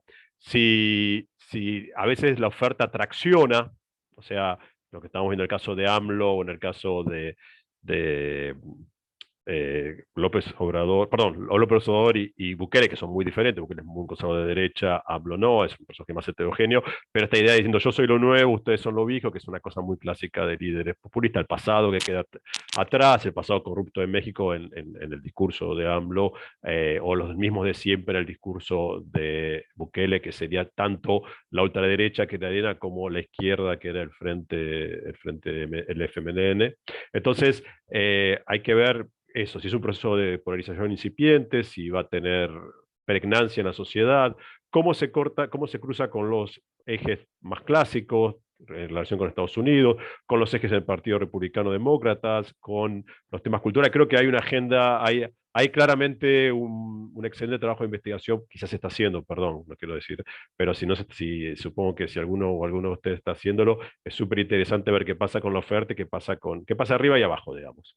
Y ver también si hay o no hay esto de la polarización afectiva, si hay o no hay, yo no lo sé, francamente, si entre estas posiciones que uno escuchó siempre, leyó clásicamente en la relación con Estados Unidos, de cierto clivaje, hay animadversión entre un grupo u otro o no, porque puede haber, como decía, puede haber polarización sin animadversión, simplemente polarización ideológica y no polarización afectiva, y también esto de no confundir una oferta de derecha conservadora diciendo, la sociedad se derechizó, sino que muchas veces que haya una oferta nueva es el síntoma de que perdieron, para decir de una manera, de que es como un lugar como llamémosle, no me gusta la dinámica de las metáforas de guerra, pero el último bastión de una derecha que se ve amenazada. Entonces, inaugura el tema del pánico moral. Se acabaron los valores, pero en realidad los libros, por ejemplo, famosos de Estados Unidos sobre la guerra cultural dicen, después de contar con la guerra cultural en cuestiones de todo, de religión, género, raza, etcétera, dicen en la conclusión, un libro muy bueno de Hartman, finalmente esa guerra cultural, que es enorme y no es una estrategia de larga data con dinero, poder, es el síntoma de que perdieron. ¿Se entiende? Perdieron la sociedad, entonces están tratando de dar batallas a nivel de la infraestructura. Eso por un lado. Sí. Así que no, creo que es cuando haya trabajo sobre el tema, y pensaba antes justamente de la charla, qué interesante saber qué pasa en estos temas en Puerto Rico por la particularidad de los clivajes. Quiero leo la pregunta de Ariana, que está en el tren y no puede escuchar, es muy importante. Eso, abundar sobre cómo el balotaje afecta a la polarización en América Latina, más específicamente como los candidatos como por ejemplo Lula y Bolsonaro se ven obligados a moderarse o radicalizarse en sus posturas para obtener los votos que no obtuvieron en la primera vuelta. Es una pregunta central, súper interesante, porque lo que se está viendo, igual cada caso puede ser un poco diferente, pero que la derecha está más llevada a radical, depende, si es una derecha no muy radical, que es el caso argentino, a radicalizarse un poco porque le surgen opciones de ultraderecha. Entonces, parte de la polarización es una lucha dentro de la derecha por derechizar, parece un juego de palabras, derechizar la agenda derecha, parece un juego. O sea, se ve mucho en el caso europeo con el tema de inmigración. La inmigración entró por la derecha y corrió, la izquierda lo aceptó, no es que es una víctima inocente, correrse para no perder electorados que tienen una postura no totalmente anti-inmigrante, pero tampoco muy pro-inmigrante. Entonces, lo que uno ve más bien es que la derecha se corre un poco más a la derecha para no perder a las opciones más antisistemas que están diciendo, mirá que yo armo otro partido, en el caso argentino tenemos eso, y al mismo tiempo dice, igual este no lo voy a perder, como les contaba, igual el que está contra Lula, bueno, me va a bancar, que me va a soportar que diga una cosa. A la izquierda, no, a la izquierda le conviene más moderarse, porque no tiene la opción más a su izquierda es tradicional, es los trotskistas o anarquistas, depende de cada país, que mantienen su caudal de votos en general, no cambia mucho, pero no hay tanto un temor de secesión por izquierda, por lo menos hasta ahora, ¿se entiende? Entonces, a la izquierda le conviene moderarse, se modera un poco, tanto por sus alianzas, lo que hizo Lula. También hay un tema, ojo, de alianza política, no es que solo porque no, es una manera de generar una alianza política para anti-Bolsonaro, y la derecha tiende en general, por lo menos lo que se está empezando a ver, es a buscar a la derecha. Por ejemplo, en el caso de Chile, recuerden que Bolsonaro fue con la opción de ultraderecha, la opción del Cast, ¿no? E igual es raro, porque finalmente, el otro día me decía una colega politóloga, decía, respecto a los chilenos y la Constitución, Boris ganó por moderado, porque Kast estaba muy, muy extremo, y la Constitución perdió por no, justamente, y ganó el rechazo por moderada, porque la Constitución estaba como muy, en uno muy a la derecha y en otro para la sociedad chilena muy a la izquierda. Entonces, hay algo ahí complejo, o sea, la derecha del mundo se puede derechizar, la sociedad no necesariamente se derechiza toda, pero esa lógica de, bueno, hay que elegir y que finalmente tragas un sapo, y finalmente tragas un sapo, o sea, decís, bueno, me lleno la nariz y voto por, o sea, por Bolsonaro, dice un antilulista. Y la fuerza de la identidad negativa es fuerte. Entonces, genera una dinámica particular. Retomando esto, Gabriel, y aprovecho el tener casi siempre la palabra, pero remito y repito que sigue abierto y queremos escucharle sobre todo. Retomando esto, me refiero a cómo pensar entonces, y a lo mejor tenemos justamente el caso de la elección Lula-Bolsonaro como un posible ejemplo, pero no sé si se puede replicar siempre. Pienso en el caso argentino, que me parece diferente, por eso digo, cómo pensar esos, llamémoslo así, techos electorales, si queremos decirlo en estos términos, de ciertos progresismos, ciertas izquierdas, kirchnerismo, Lula, en estos contextos de polarización en el cual también, como vos decías, hay cierta derecha que ha o que puede marcar una agenda. Ponías el ejemplo de Europa con la inmigración, podríamos ver el ejemplo latinoamericano con la corrupción, podríamos ver el ejemplo latinoamericano con temas planes sociales. Me parece que es otro de esos ejes discursivos que antagoniza en cierto punto. Entonces, ¿cómo pensar también esta polarización, digo, a partir de este problema que en último término va a ser, como decía Yarian, un tema de balotaje, un tema de dos opciones que posiblemente no tengan un correlato social tan marcado o tan nítidamente definido, pero que a la hora de la política electoral va a requerir una definición. Sí, estoy de acuerdo con lo que dices.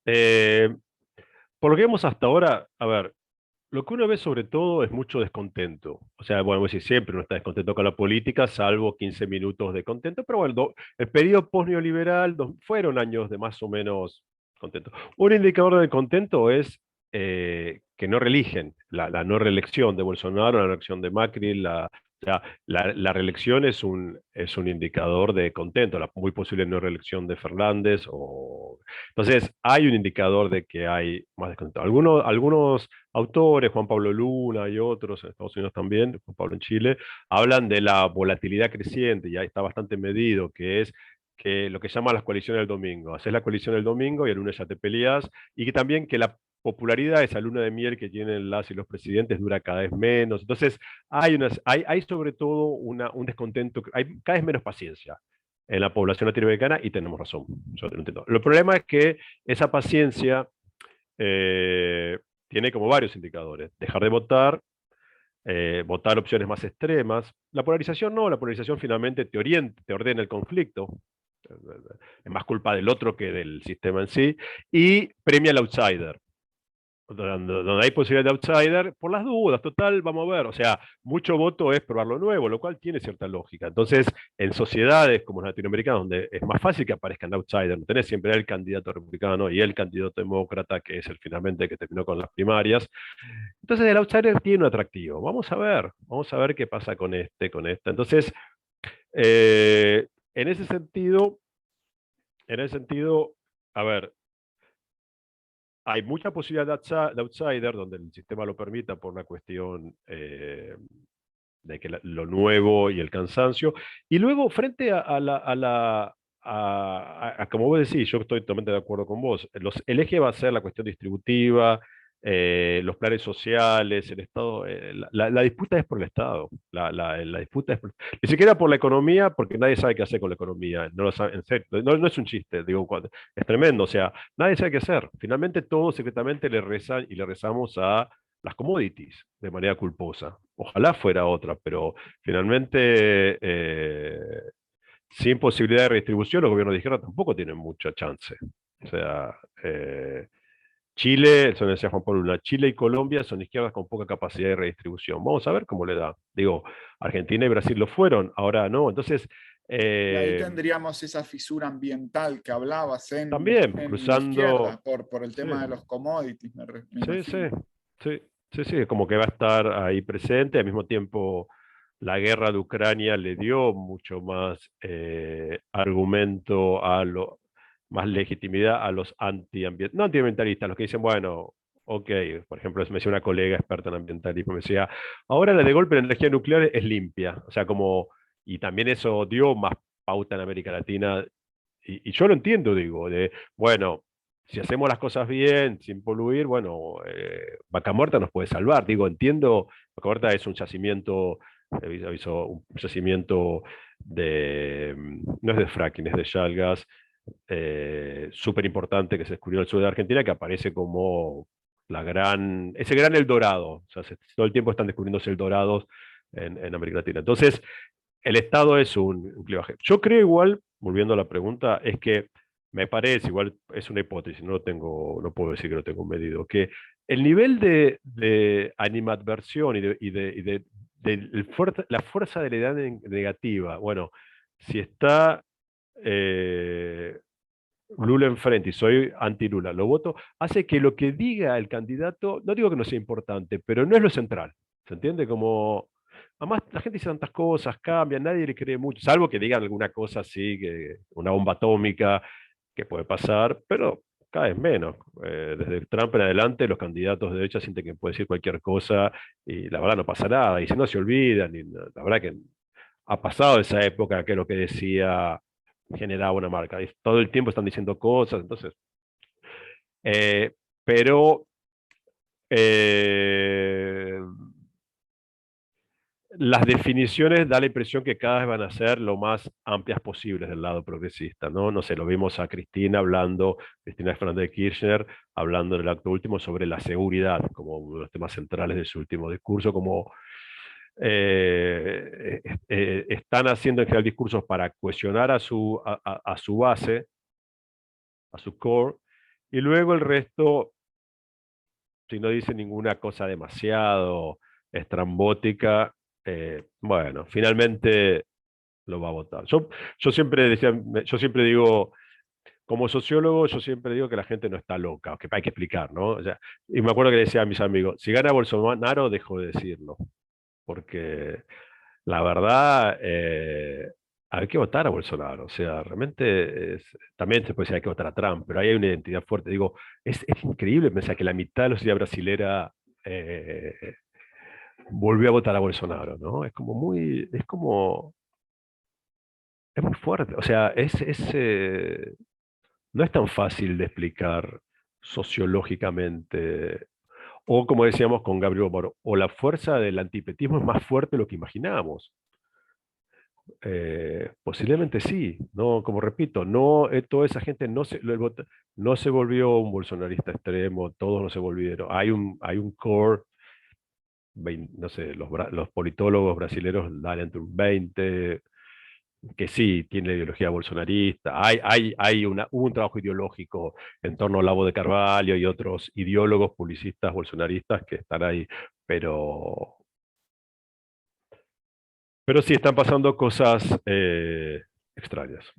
Sí, es justamente lo vemos también en otros grupos políticos, por ejemplo en Europa, que la extrema derecha o la derecha radicalizada puede tener entre un 15-20%, pero donde hay sistema de segundas vueltas, pienso en Francia, no deja de ser sintomático que siempre el segundo candidato sea Rassemblement Nacional, el partido de los Le Pen. Entonces, no, es este punto que me parece que muy bien marcabas y que pues, posiblemente tenga que ver con esas gráficas que ponías, ¿no? Sobre polarización de Ortello, acerca de ese momento de emergencia de un anti-PT, me parece con bastante claridad en los juicios a Dilma Sí, y sí. el proceso del Lavallato y todo lo que conllevó absolutamente, no sé si decir ilegal, pero posiblemente sí, o de un proceso bastante fraudulento. Eh, Allen, no sé si querías comentarnos algo, tienes la palabra. Sí, buenos días y agradezco, ¿verdad? La ponencia de Gabriel Kessler. Soy estudiante graduado de Historia y aprovecho rápido cuando habló sobre Bolsonaro, pues rápido se me surgieron dos preguntas y es que tengo dos. La primera sería, ¿se puede hablar de la presencia de un tipo o una tendencia del neofascismo o posfascismo en Brasil, representada por Bolsonaro? Esa sería la pregunta, la primera, y la segunda sería entonces este tipo de ideología, el neofascismo, una de las razones fundamentales por las cuales se está presenciando este tipo de polarización en Latinoamérica, y qué efectos puede tener esto, si alguno, en la violencia que puede desatar en la sociedad. Muchas gracias. En el caso brasilero, sí se puede hablar de un neofascismo, un autoritarismo. En el caso de Bolsonaro, por varias razones, podemos dar indicadores. Reivindicación de la dictadura militar y de los crímenes de la dictadura militar brasilera como algo bueno. ¿Se acuerdan? Bolsonaro, si no estoy equivocado, cuando votó por el impeachment de Dilma, lo hizo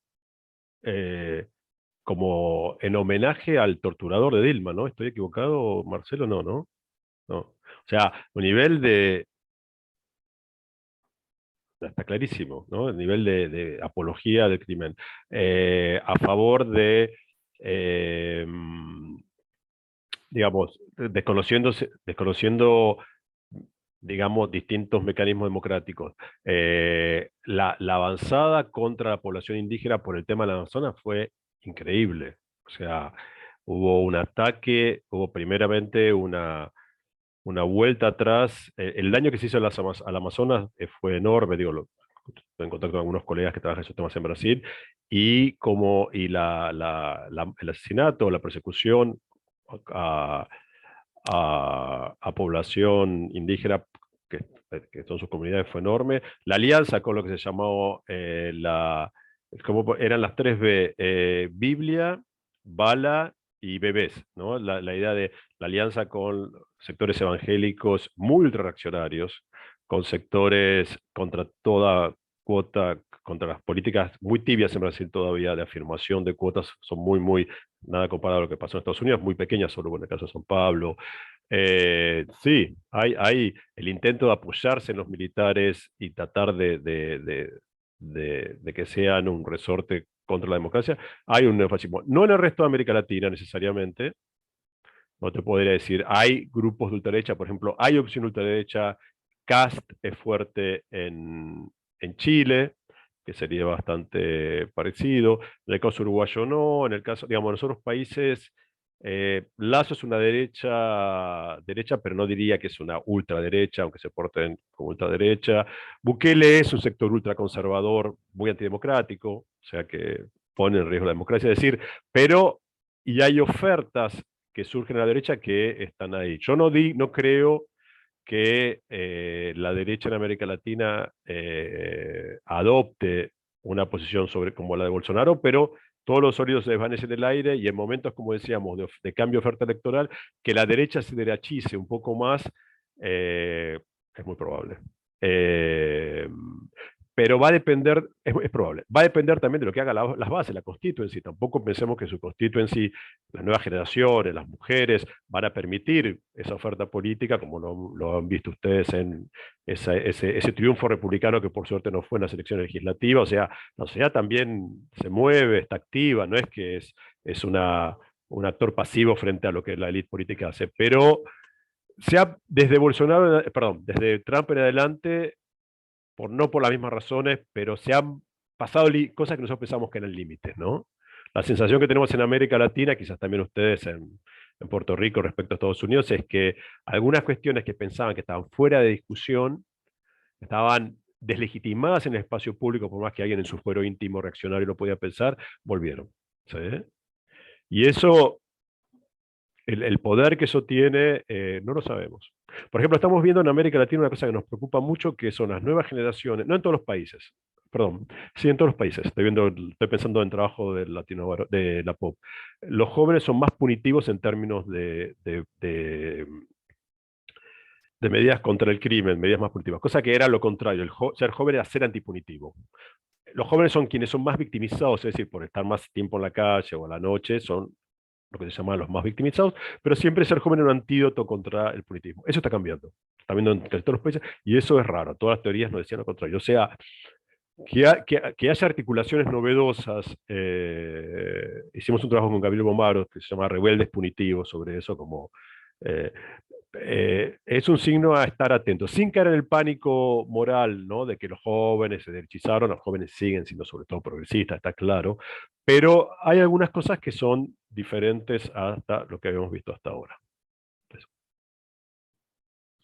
Muchísimas gracias, Gabriel. Sí, posiblemente ese lugar que habilitan estas nuevas o procesos de radicalización mayores o menores de esa, comillas, incorrección política también abra a estos jóvenes a que puedan expresarlo sin que implique necesariamente una gran transformación.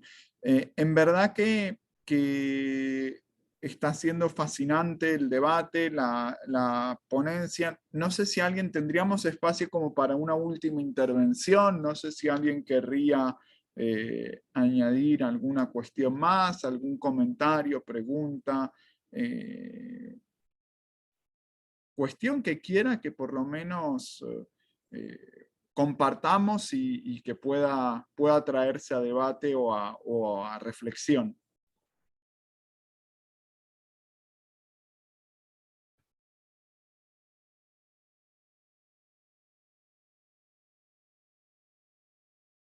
Bueno, si no, volvemos a agradecerte, Gabriel. La verdad que un lujo tenerte, aunque sea de forma virtual. Siempre es mejor la presencialidad por todo lo que brinda, pero la verdad que te agradecemos el esfuerzo y la presentación del proyecto, del tema, la exposición. En verdad que abre perspectivas.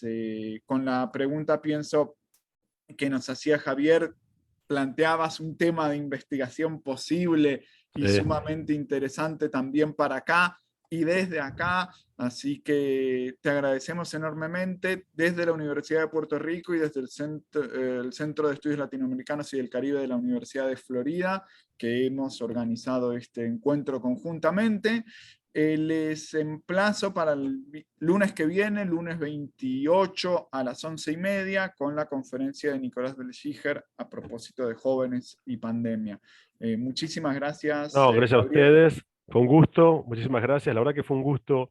Creo que es la primera vez estaba pensando que expongo con estudiantes, con colegas de Puerto Rico, así que me interesa, la verdad que fue un gran gusto y ojalá esto resuena en preguntas sobre esa realidad tan compleja, tan única y tan interesante como la de Puerto Rico. Gracias Marcelo, gracias también al Centro de Florida, y bueno, que tengan buen día. Gracias, buen día y que se repita pronto. Gracias, muchas gracias. Gracias, buen día. Gracias. Gracias.